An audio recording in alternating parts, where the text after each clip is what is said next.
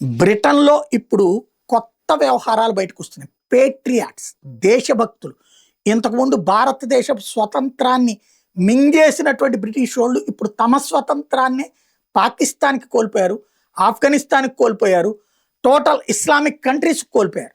చివరికి కామన్‌వెల్త్ దేశాల పేరుతో స్థానిక ఎన్నికల్లో పోటీ చేసే హక్కు సంపాదించి దాదాపుగా అన్ని నగరాలలో ఇస్లామిక్ రాజ్యాలే వచ్చేసినాయి.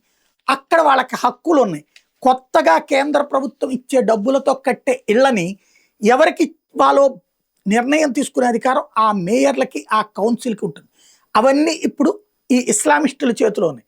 వీళ్ళది బ్రిటన్‌లో తాజాగా వీళ్ళు బయటపెట్టినటువంటి లెక్క ఏంటంటే, ఓ మహిళ వీడియోతో సహా బయటపడినటువంటిది. ఒక ముస్లిం అతనికి 4 భార్యలు. అందులో 3 భార్యలకి ఒక్కొక్క భార్య పేరుతో ఇల్లు ఇచ్చారట. ఆ భార్య ఆ భర్తను వదిలేసిందని.